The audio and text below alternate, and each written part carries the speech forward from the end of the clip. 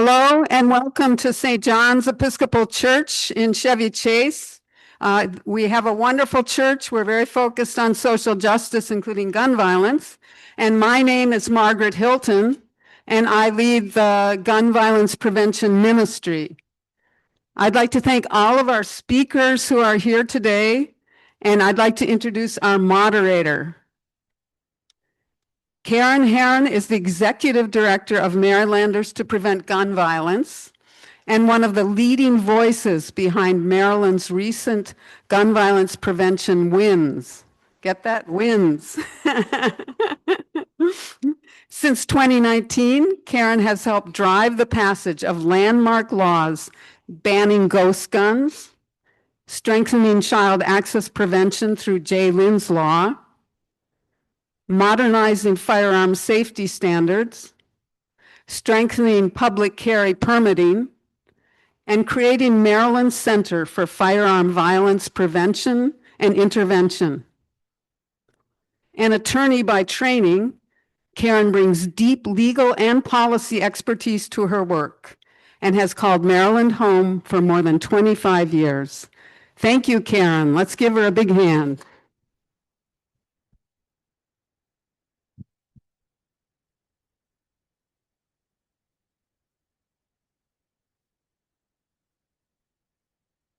Good afternoon, and thank you, Margaret and Jan and your whole team for all of the work that I know went into putting this event together and for inviting me back again this year. It's truly a pleasure to be here.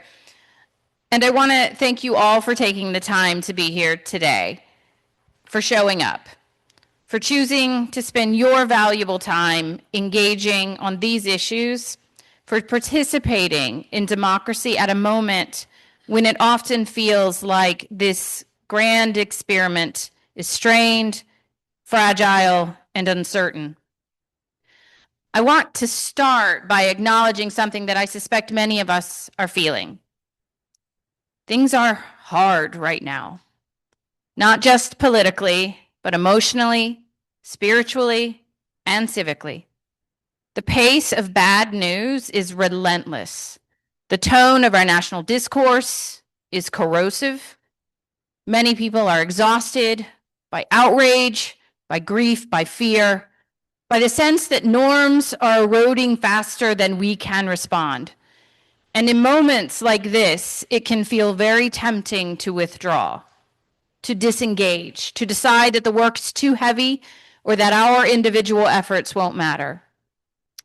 Jeffrey Goldberg recently wrote an essay in The Atlantic called The Triumph of Indecency, where he argues that one of the most dangerous things that we can do right now is become numb, to stop being appalled by cruelty, corruption, or violence. Near the end of the piece, he paraphrases advice often attributed to Winston Churchill. When you're going through hell, keep going. So I want to say plainly, thank you for being here. Thank you for continuing to be appalled. Thank you for continuing to care. And thank you for choosing to keep going.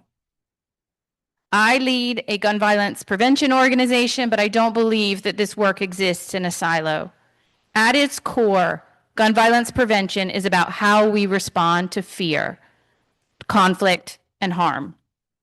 And whether we choose violence or whether we choose something harder and more powerful.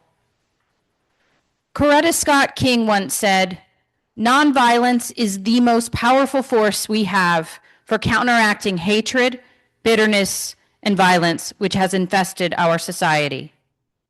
Nonviolence is not passive, it is not naive, it is not weak.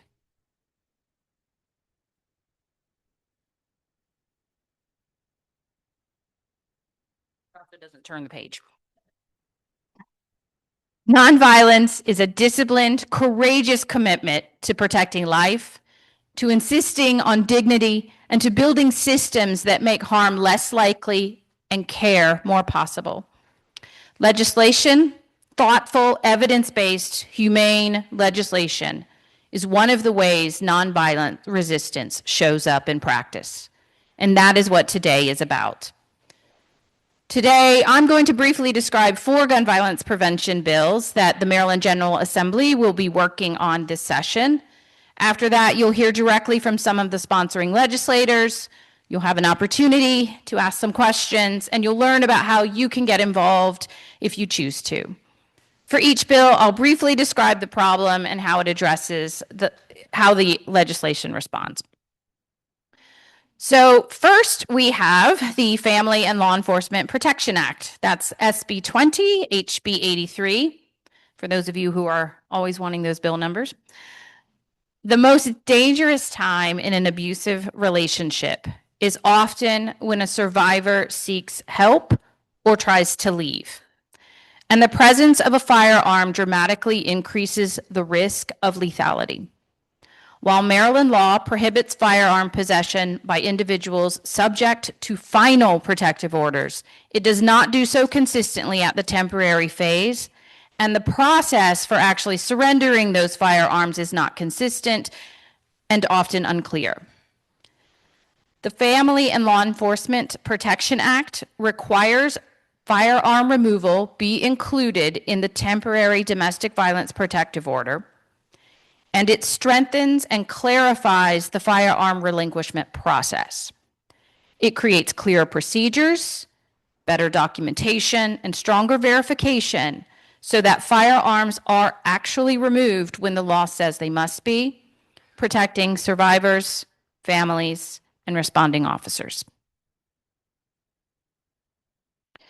Next, we have the constantly changing name, but the DIY machine gun bill, which I believe last year might have been called convertible pistols for those of you who are tracking.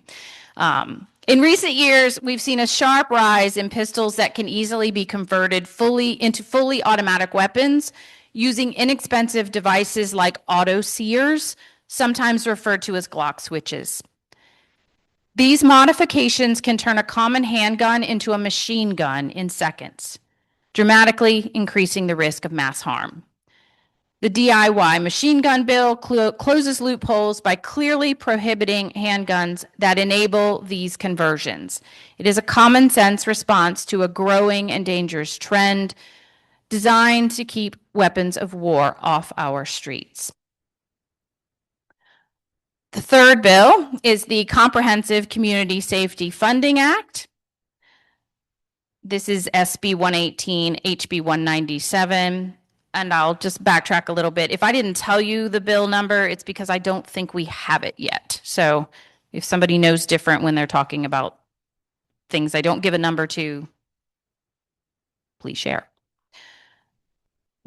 Gun violence is not just a criminal justice issue. It is a public health crisis that requires sustained investment in prevention, intervention, and healing. And yet the programs we know work, community-based violence intervention, trauma services, and prevention infrastructure are often funded either year to year or not at all.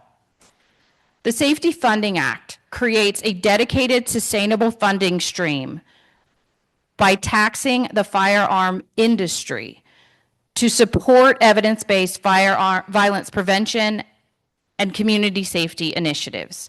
It recognizes that preventing violence requires long-term commitment, not temporary fixes.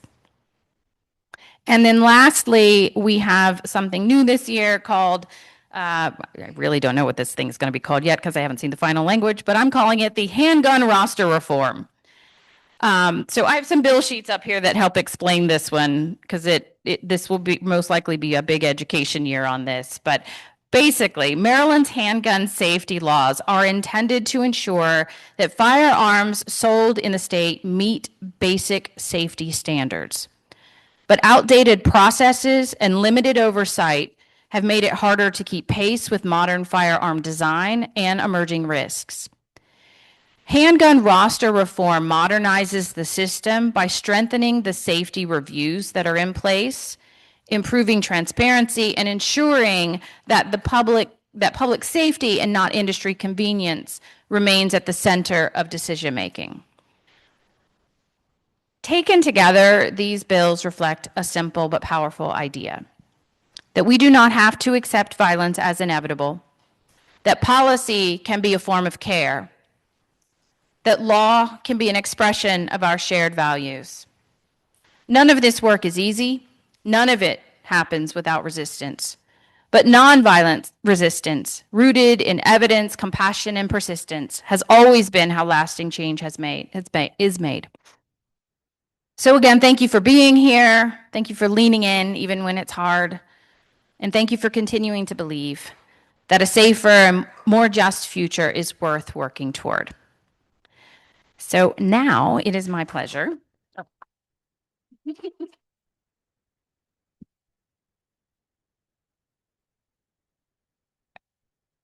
to introduce Delegate Sandy Bartlett.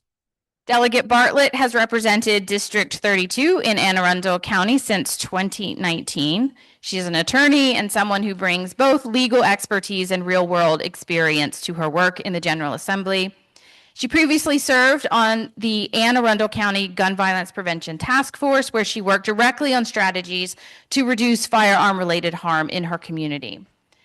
This year, Delegate Bartlett is sponsoring HB 83, that's the Family and Law Enforcement Protection Act, and as the new chair of the Maryland House Judiciary Committee, Delegate Bartlett will play a critical role in shaping the conversation around this bill and moving it forward this session. We are grateful for her leadership and her commitment to protecting families across Maryland. Please join me in welcoming Delegate Bartlett.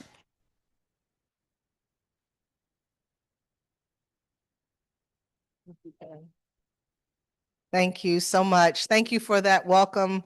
And thank you, Karen, for those words and those very pertinent remarks that you made on where we are as a country. And I can't thank you all enough for being here today because you care. You could be anywhere. And you care and you want to learn new things. You want to learn how to do to make sure you're a better advocate, or for some of you, you may be new to advocacy, and you're in the right room if you were new to advocacy. So thank you, Margaret Hilton, for your kind invitation to speak today and for to speak about the bill, House Bill 83, the Family and Law Enforcement Protection Act. I introduced this bill last session. And as Karen mentioned, I have reintroduced the bill this session. I was vice chair last session. I'm chair this session. So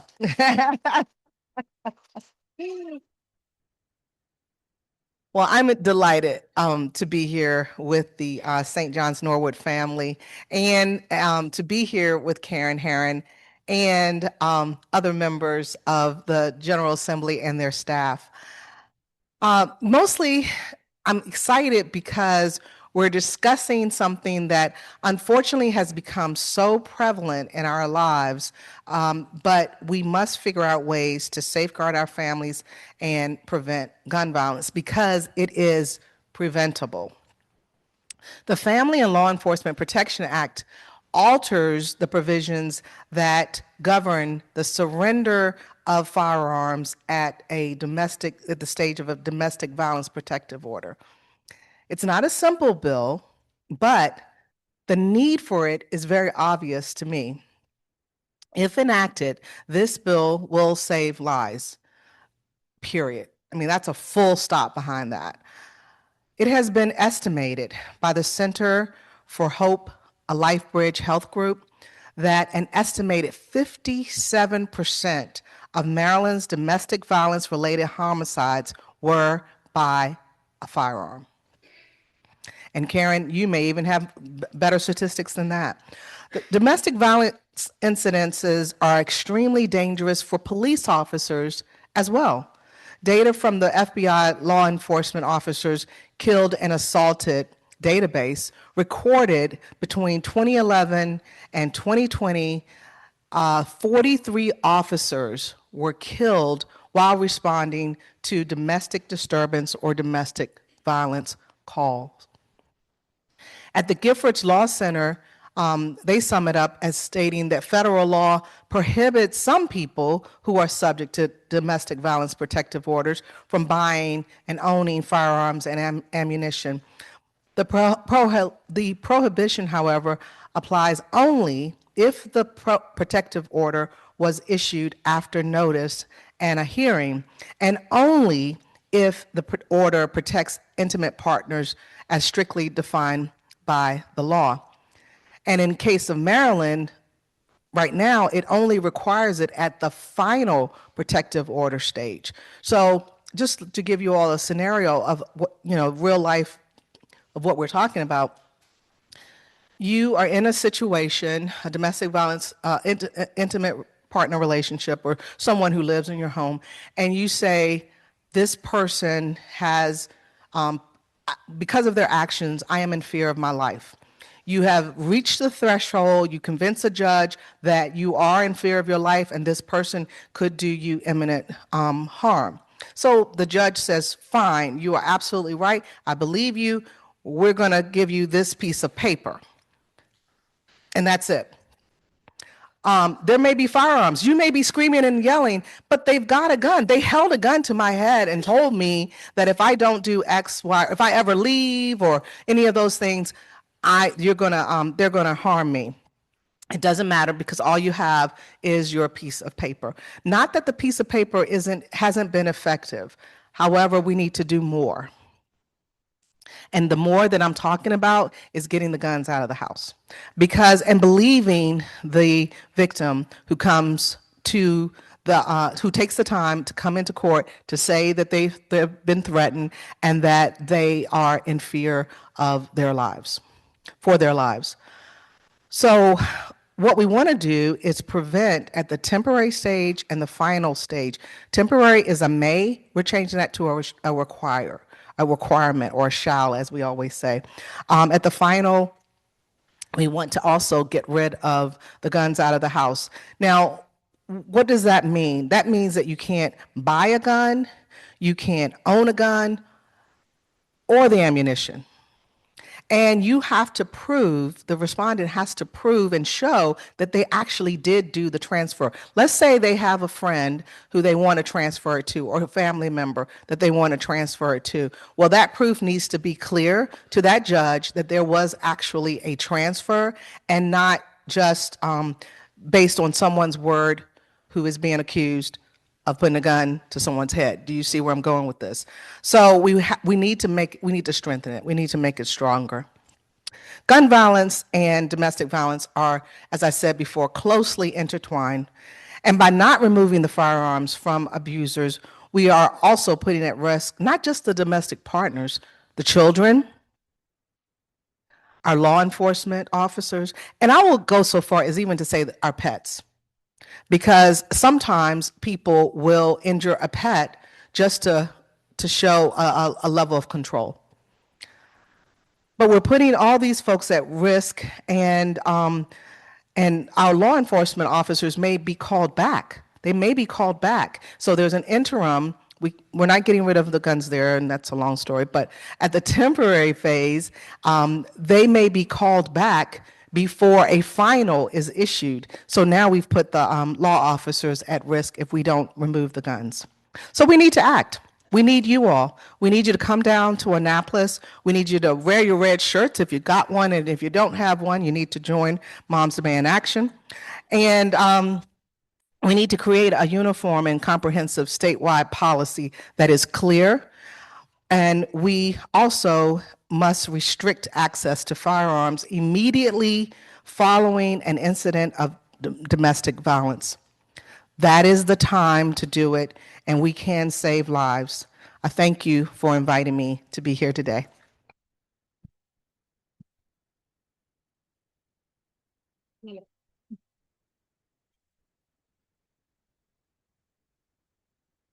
Okay, thank you. Our next speaker is Delegate Nicole Williams. Delegate Williams has represented District 22 in Prince George's County since 2019. I think that's right. She is a practicing attorney admitted to the Maryland Bar in 2002, as well as the bars of Washington, D.C., and Virginia. She previously led her own firm and now serves as managing counsel in the Bethesda office of Rees Broom PC. Delegate Williams brings deep legal experience and strong public safety lens to her work in the General Assembly. She is sponsoring the legislation to ban semi-automatic handguns that can easily be converted into machine guns. As a member of the House Judiciary Committee and chair of the Public Safety Subcommittee, Delegate Williams will play a key role in hearings on this bill and in advancing it through the legislative process. We are grateful for her leadership on this critical issue. Please join me in welcoming Delegate Nicole Williams. Hey, good afternoon, everyone. Hopefully everyone can hear me. Okay, I see Karen shaking her head. Yes. So thank you, Karen, for that lovely introduction. Thank you, Margaret, for the invitation. I really appreciate it. And I'm sponsoring, as was stated earlier, the legislation with regards to, we're playing around with some of the wording, see how it resonates with folks. But now we're calling it DYI pistols or automatic pistols. And really what this legislation is about are semi-automatic handguns that are manufactured by a number of different manufacturers, not just Glock, but Glock is one of the largest manufacturers that makes their handguns in a way that is designed to easily attach these little plastic clips onto the back of the gun, which are known as Glock switches. And when these switches are attached to the back of the handgun, it turns the handgun into an automatic pistol, which can fire off about 1,200 rounds per minute, which is extremely disturbing. And according to law enforcement, according to the state's attorneys that we've heard from throughout the state of Maryland, these switches are becoming more and more prevalent within our communities all across the state of Maryland. It's become so dangerous that back in February of 2005, Baltimore City and the state of Maryland, our Attorney General, actually filed a lawsuit that is currently pending in the Circuit Court of Maryland against Glock for the design of their handguns. And it's not just Glock, like I said, there's lots of other handgun manufacturers that design their handguns very similar to Glock. And so I don't want to seem like Glock is just the only manufacturer out there that has this design model. And the end of 2025, we were very excited because Glock announced that they were revising their model of the way that they designed their handguns in a way that would hopefully prevent these switches from being attached.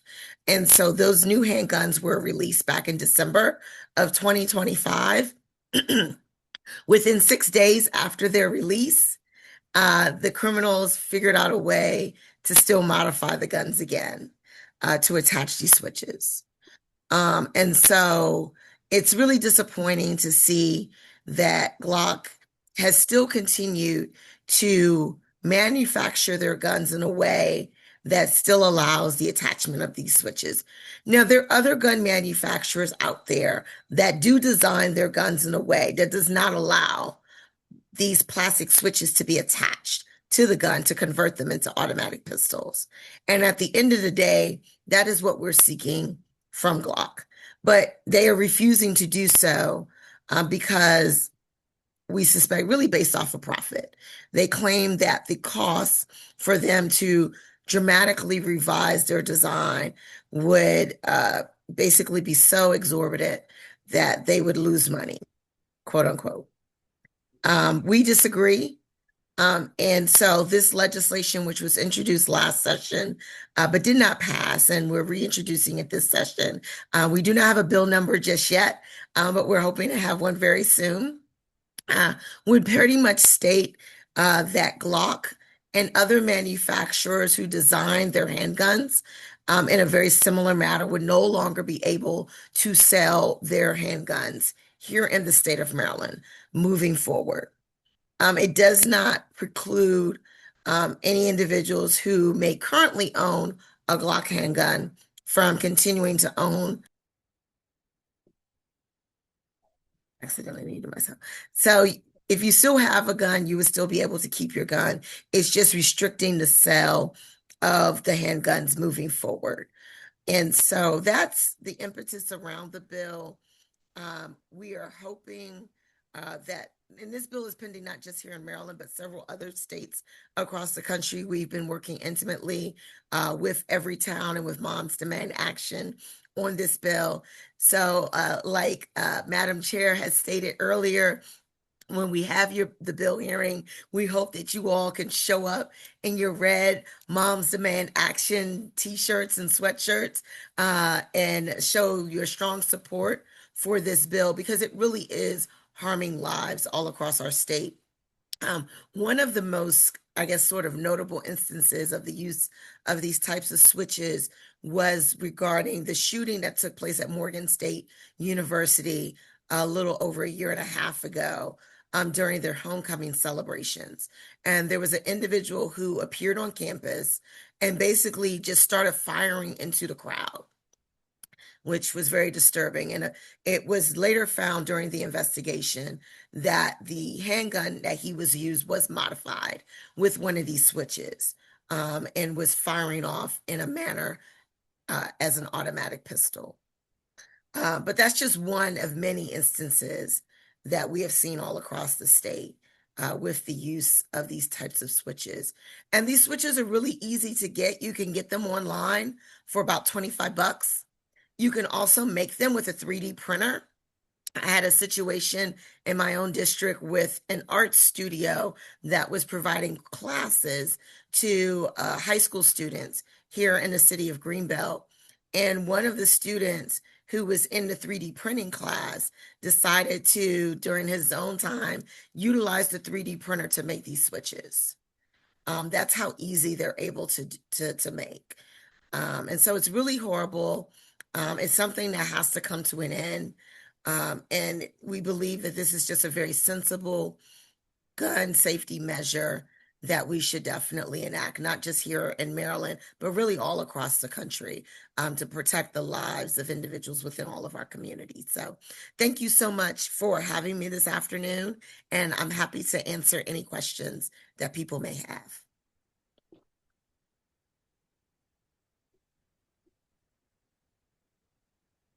Thank you, Delegate Williams. I think we're going to do one more, and then we're going to go to Q&A if you can hold on. I don't know what the setup was for the Zoom. So, okay. So our next speaker is Jordan Chadwick, Legislative Assistant to Senator Joanne Benson. Jordan supports legislative research and policy development for Senator Benson, although I just heard he has a new job coming up, so that's changing, but I'll let him tell you about that. And he brings both professional and community-based experience to that work. Are you still a senior at Bowie State? Okay, I wasn't sure if my info was accurate. He is a senior at Bowie State University, majoring in communications with a concentration in public relations, and is an engaged community activist. Prior to his current role, Jordan served as deputy field officer for the Maryland Democratic Party. Senator Benson has represented District 24 in Prince George's County in the Maryland General Assembly since 1991, first as a delegate and now as a senator. She is the sponsor of the Comprehensive Community Safety Funding Act. And as a member of the Senate Budget and Taxation Committee, Senator Benson will play a key role in advocating for this bill. Jordan works closely with the senator as she advances this important legislation, and we're grateful to have him here today to speak on her behalf. So please join me in welcoming Jordan Chadwick.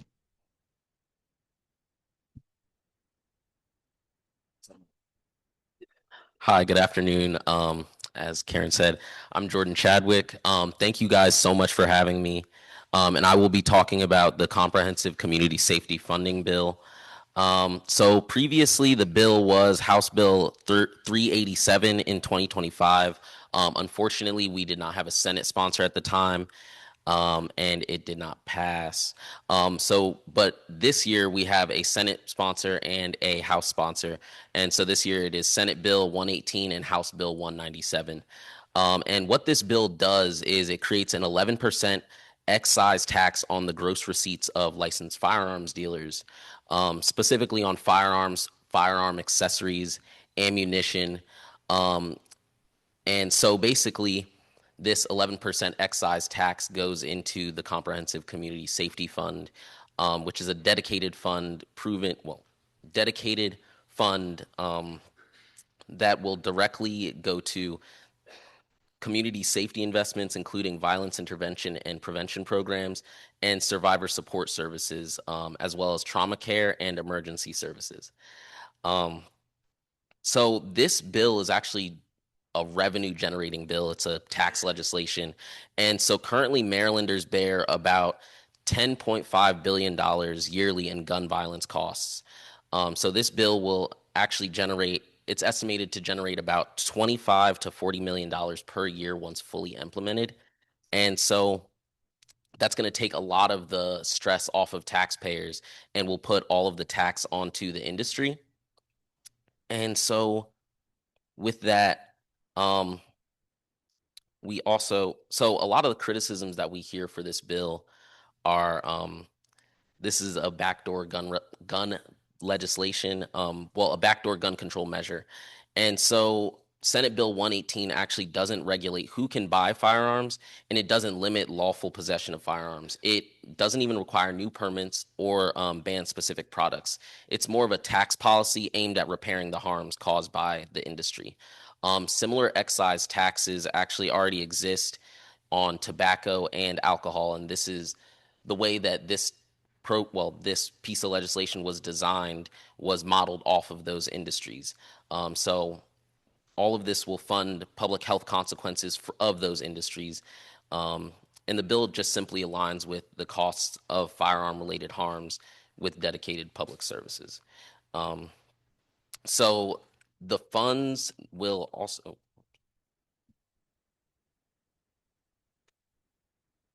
So where will this money be going? That's a big question. And so the 11% excise tax will be separated into 6 different key community programs. So 26% of the fund will go to violence intervention and prevention programs. Another 26% will go into firearm violence prevention and intervention programs through the health department. And then 20% will also go into coordinated community supports such as schools and youth services. And then another 20% will go into survivor support and for families and homicide victims. And then 4% to trauma physicians and services funds. And then another 4% to the R. Adams Cowley Shock Trauma Center. And so this bill will go into really just helping to support people who have been affected by gun violence. And so really right now, we really just need everyone's support at the Maryland General Assembly, coming together, uniting in favor of this tax policy and uniting against gun violence. So thank you guys so much for having me, and make sure you guys support Senate Bill 118 / House Bill 197.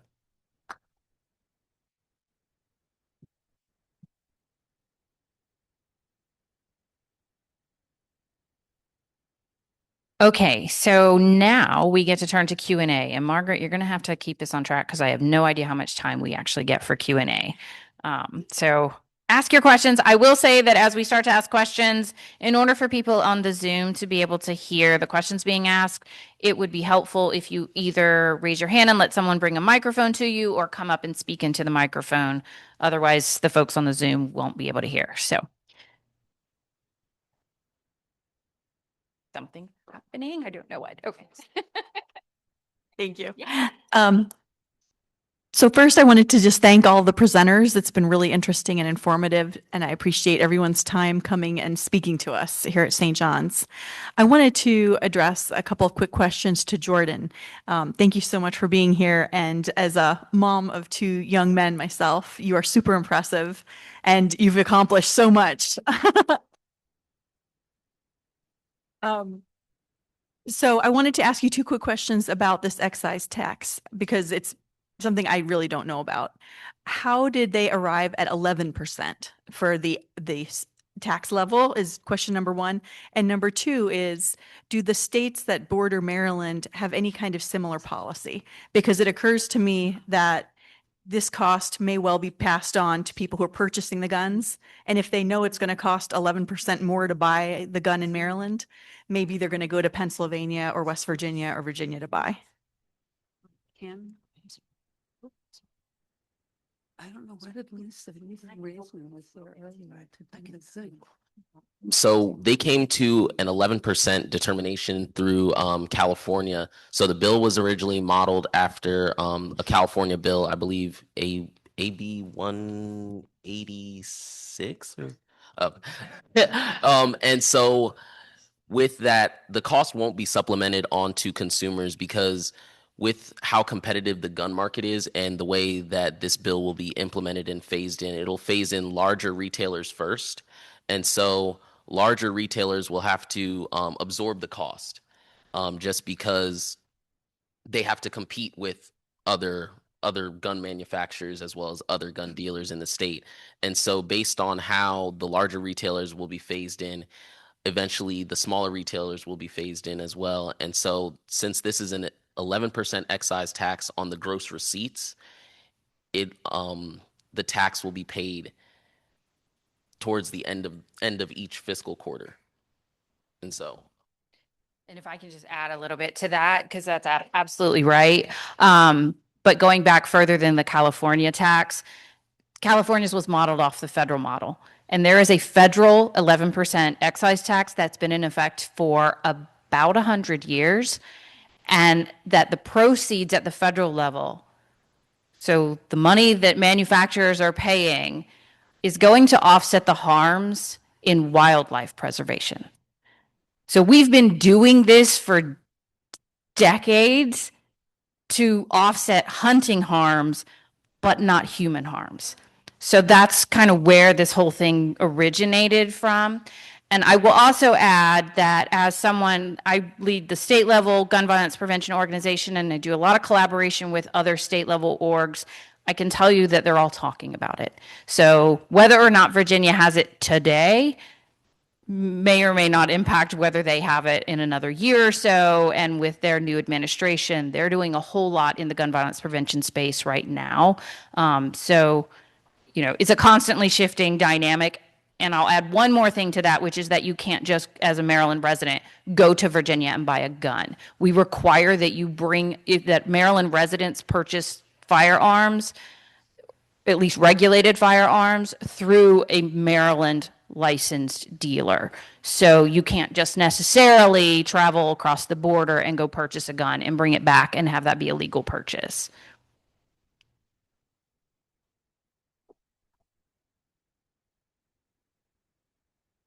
Hi, I'm Chris Files. I'll mention a quick oddity about hunting. They haven't banned lead in bullets that are used in civilian guns, but in some hunting preserves, they banned lead being used by hunters. Two quick questions. How many restraining orders are issued every month in Maryland? And these guns, the automatic guns, pistols, do we have some estimate of how many are out there in Maryland? We're not certain about how many are out there, just because the pistols themselves may be owned either legally or illegally. It's just a question of whether or not those who have the guns in their possession also have these switches in their possession that are attached to the guns. I think we've seen sort of I'm tempted to say roughly at least a 30% increase of the use of these switches over the last year or so, based off of the information that I've received from Everytown, I think just as of last year.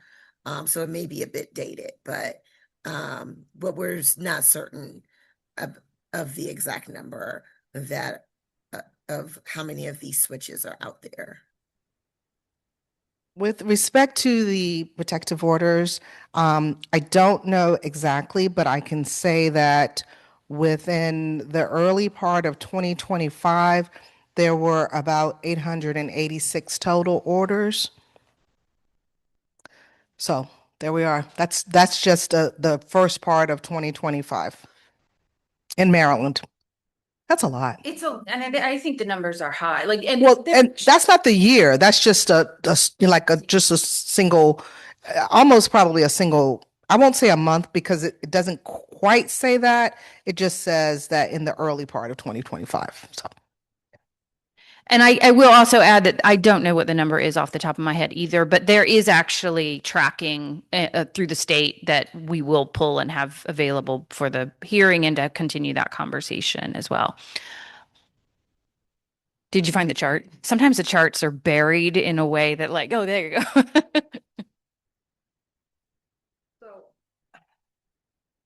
And I just want to look at the year because that's always relevant, if this is old data or not. Okay, this was indicated for 2025 of May. So it might be for 2024. They don't actually tell me that, but there were about 2,036 total orders for DV protection, juvenile peace, because juvenile peace orders are in there too, 52. And just general peace orders were 1,186, so that the total were 3,274. We better start figuring out how to get along a little bit better. There you go. Oh, you probably don't. Squeal if I'm not careful. So let me turn for a moment to Zoom. I know it was flagged that Ken, and I'm sorry, Margaret, I already forgot his last name, had a question. So if you want to come off mic, Ken, and ask your question, we should be able to hear you. Okay, thank you. This was directed at Delegate Bartlett, but I wanted to thank everyone representing the General Assembly for all that you're doing to help make Maryland safer. And pertaining to HB 83, why did it fail last year? Because what you were proposing seems very logical. What were the arguments made against its passage? And can Maryland's already available red flag laws be applied in the interim pending passage of HB 83? Okay, so good question. Unfortunately, there was a bug going around and I got sick. And so I wasn't actually there for the bill hearing. And so I wasn't able to scream and shout about the importance of the bill. Karen did an excellent job in the bill hearing, but I wasn't there to kind of, do my extra work. But with that said, we have made some revisions to the bill, and we focused on the essence of what we want it to do, and that is to clearly, if we're trusting the petitioner to state whether or not they know if if this person owns a gun, there's a gun in the house, and things of that sort. Because a lot of times the petitioner knows, and we are believing the petitioner, because keep in mind, what I originally wanted, and we just don't have that type of country, and I'm glad we have the Constitution, and I will never try to circumvent it. But what I wanted was to be able to have a search warrant to go in the house. The law enforcement could go in the house with a search warrant and get the guns. That's what we collectively wanted. But we just have to be you have to be really careful with that. You don't want to violate anyone's due process rights. But the whole point behind that is, what if the petitioner doesn't know where the gun is? And a search warrant would have taken care of that. But anyway, we're going to fight like a tiger. Well, actually, that's not the way we're going to fight. We're in church, so I can't tell you how we're going to fight. But we're going to fight, and we're going to do everything we can to pass the bill this year. Thank you.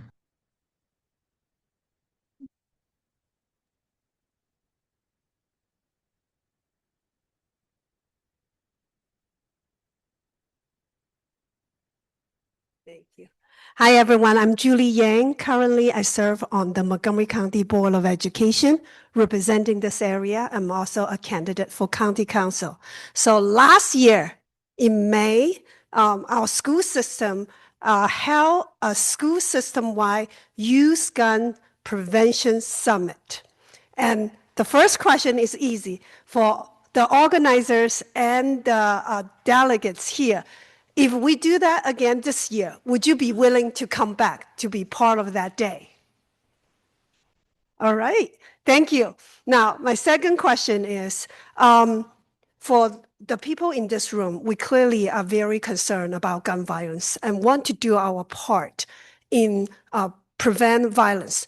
So what do you suggest as the top 2 things that we can act on that will be most, that you feel can bring impact and results right now?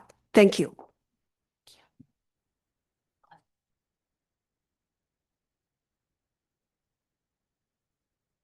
Karen, do you want to take that one or do you want me? Oh, you got it. Okay, Jordan's got it. I like that. So, as a communications major, I feel like the 2 most important things are really awareness and testimonies. We need people to testify in support of these bills. That is the number 1 thing, just showing a need for these pieces of legislation in Maryland, and then telling your friend and telling your friend to tell a friend about these pieces of legislation. Legislative awareness is very lacking. I feel as though it's lacking a lot in our state, and more people can be aware. So just telling your friends to tell a friend about these pieces of legislation. You have something you want to add? One other thing that when we were working on the safe storage bills, you know, there was a time when we had to legislate people wearing their seatbelts. And there were some young people in the that were on staff, and they didn't believe it when I said that in my testimony. I said we had automatic, remember we had the automatic seatbelts, and everybody hated that. But we kind of had to do that because people still were not going to wear their seatbelts. Yet we were saying, this is going to save your life. This is going to help you. Well, it's that same kind of education level that we have to do. Some people were saying when we were talking about safe storage. Now, safe storage, we know, saves lives. Not just because kids get those guns, and they do, but also because that lock, that mechanism, may save someone from suicide as well. So keep in mind, we're not just talking interpersonal violence or interpersonal violence. We're also talking suicide, personal violence against oneself. So what has been the answer for the prevention of suicide? Counseling and education, education, education. ERPO, we mentioned that the emergency risk protection orders, that has been a huge help with suicide prevention. If you know someone who has a gun, but they may be in the process of a mental health crisis, you can petition to have the court remove that gun. So these are some of the things. The more we educate ourselves and more we listen to what people are experiencing and what people have experienced, because it's quite frankly, a lot of the knowledge that we have gained have been due to outspoken victims, people who have experienced gun violence, and they have decided that they are going to now speak out and say what their experience was and try to make things better. So those are just some of the things that come off the top of my head. I'm sure there's a long litany of more, but those are things I just wanted to highlight. Thank you. And we'll talk a little bit more about this in a few minutes when we get into the call to action, what you guys can do and how to stay involved. I want to add one more point, kind of going back a couple questions as to why something didn't pass in a given year, and point out that when it comes to any of these gun-related pieces of legislation, don't get me wrong, I was dismayed that one didn't get through in a single year. However, mostly because I know exactly how much work had gone into it. It is extremely uncommon for a piece of gun legislation to only take a single year to get it passed. It takes a lot of education, not only amongst the public, but the legislators who are voting on it. We're talking about issues that cross a lot of complicated legal minutia that we've got to work through and make sure that they're constitutional and that they're going to withstand the litigation that they're inevitably going to see. So legislators tend to use a lot of caution when it comes to these type of bills. So it is not at all uncommon that it takes multiple years to get it passed. I do know that this one that particular one has been one that we've been working really closely with just all the stakeholders, from law enforcement to victims advocates to gun violence prevention, to, you name it. We've tried to talk to them to see what was going on, how we can make this a workable solution. But I think we're in a good place this year. But yeah, so it takes a while, and it's important not to get discouraged by the fact that sometimes things don't happen as fast as we would like them to. Any other questions? To repeat the bill numbers and Okay. the hearing dates. Okay. We'll put that in when we're doing the calls to action, to the extent that we have hearing dates. We've got a couple. Any other questions? Anybody online want to come? Oh, there's a hand up. Hi, Karen. It's Delegate Williams. There was a comment in the chat about banning the manufacturing and sale of the switches that I spoke about earlier today. And actually, that is already banned here in the state of Maryland. Back in 2024, we passed legislation to ban what's known as all auto sears here in the state of Maryland, which includes the switches that I spoke about earlier that's being attached to the back of the handguns. So I just wanted to kind of make that point, since I did see that comment there in the chat. Thank you. I appreciate that. You got more questions, Margaret or Jan? So we're having a little trouble accessing the questions that people are popping into the chat, I think.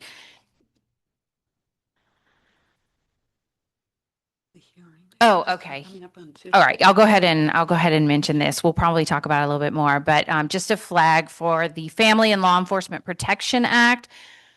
In the Senate bill number is SB 20. That hearing is on Tuesday next week. That's January 20th at 1 p.m. If you've never been to a hearing before, you're given a start time, and it could take place at that very moment or 6 hours later.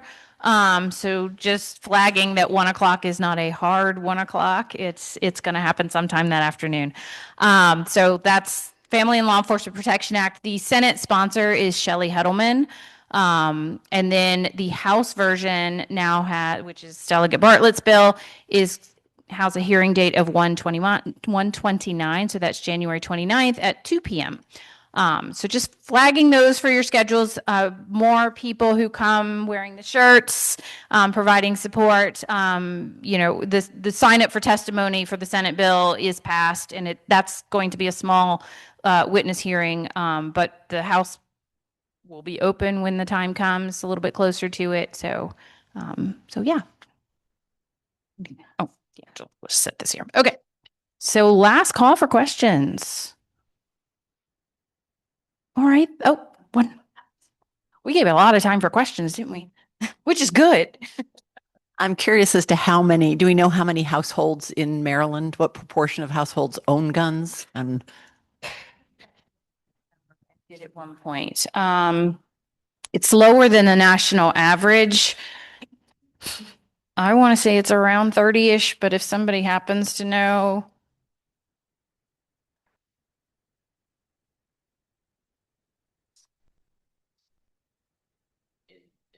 Okay, that's a lot of math I cannot do in my head. So amongst the entire country, You got it. Yeah. Amongst the entire country, Marylanders make up about 65% of entire gun owners across the country. So.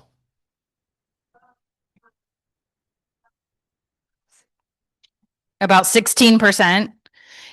So the common, as many guns that are sold in the United States, the number of gun owners has stayed fairly consistent over the years. It's the number of guns that an individual gun owner owns that has changed. So we've gone from being a country where people might own 1 or 2 firearms to a country where those same people are now, holding 50 or 100. So those numbers, I think, have been consistent over time as to how many people are gun owners. Certainly we see blips, more Democrats might be buying guns or more women are buying guns, but generally speaking, those numbers have maintained themselves. Any other questions?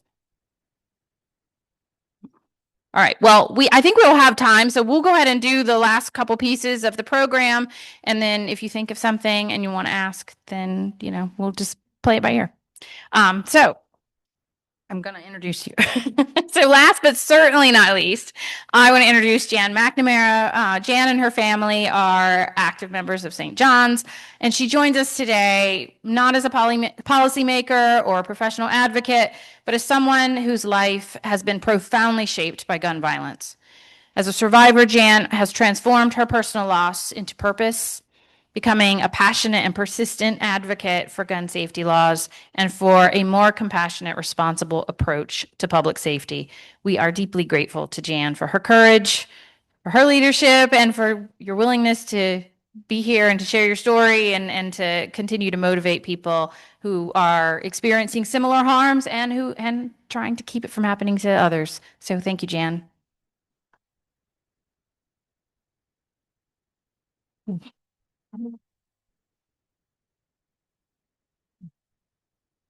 Thank you so much for that very, very nice intro. Thank you, Margaret. As a lot of you know in this room, my brother-in-law, John McNamara, was one of the people killed at the Capital Gazette mass shooting. That was the community newspaper office that was located in Annapolis, so about 4 miles away from the State House. And my daughters were 9 and 11 at that time, and since my husband was with their mother, waiting for the news between the time when it was reported that the attack had taken place and the back door had been locked so that people could not escape, and when it became clear who had survived and who had not. My husband was with their mother, so it was up to me then to tell our daughters what had happened, that their uncle had died because he'd gone to work on a beautiful June day. And that is not a conversation that anybody should have to have, not any kind of call that a mother should have to endure for her grown son, because as many of us in this room are parents, it doesn't matter at what time you lose them, it's just not. It's against the natural order. So I appreciate all of you being here. I appreciate everything that St. John's has done as a parish to stand behind my family and other victims and trying to make sure that there are fewer victims going forward. I really appreciate the work of Moms Demand Action. You're seeing a lot of red shirts who do so much to give victims and survivors a voice, because that is what is so important. You're hearing the theme of you've got to use your voice to let legislators know what you want. And you've been encouraged many times, especially by Delegate Williams, to wear a red shirt and come to Annapolis. So the day to do that is Thursday, February the 5th in Annapolis. Moms Demand Action will be there with other volunteers from across the state to tell legislators what's important to them, these bills and other life-saving measures. So you can sign up even to carpool with other folks from St. John's. Many of us have been multiple years. If you have any questions about how that goes, ask anybody in a red shirt. We can tell you all about it. If you can't make it to Annapolis, we know people are busy, you can learn how to advocate from home by attending Karen Herron's Advocacy 101 online training, which she's going to be holding on Wednesday, January the 28th from 6 to 7. Now, the legislative session only lasts 3 months, and it's already started. It started on January the 14th. It's only going until April the 13th. So to answer the question, why isn't this bill passing? Part of the reason is there's just so many bills being considered in a small window of time. Last year, about 3,200 bills were introduced, and only 878 of them got to the governor's office, got to his desk, and got signed. Obviously, a big factor in that is who shows up to ask for the bills that they want. And so we want to be part of the answer as to why our bills will go forward. And so it's really, really important to communicate with your legislators to tell them what's important to you, because there are so many priorities. Ken asked about why did a bill not pass, because it seems so logical. Part of it is this huge number of bills. Part of it is that other people are arguing against these types of bills. The Capitol Gazette murders took place with a long gun. And it took 3 legislative sessions after that happened, only 4 miles away from the state building, as I said, for the long gun bill to pass, because you used to be able to get a long gun, which is basically just a rifle, and that is what was used. You could get that without a background check. And now that's changed. It took many times. The safe storage bill, other things that are so logical, so common sense, have taken years to get through, but they have gotten through. And it's because people have shown up to support legislators who are brave enough to stand up for what's safe and for what's right. So thank you so much. If you'd like some more information, we'll be here, and you can sign up to come on the 5th, to sign up for a carpool, or just ask us questions. We'll be right here. So thanks again.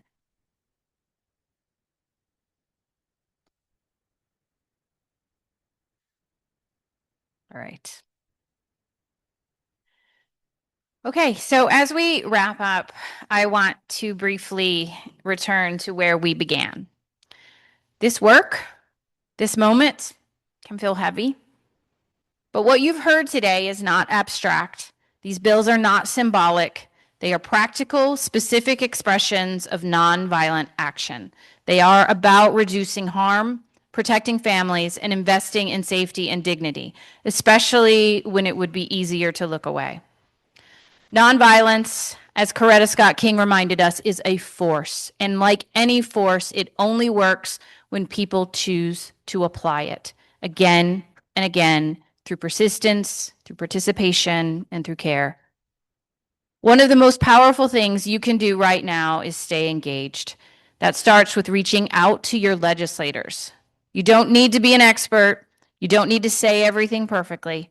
Legislators need to hear from real people, especially their own constituents, about why these issues matter. A short message saying, I support these bills and I want you to as well, truly does make a difference.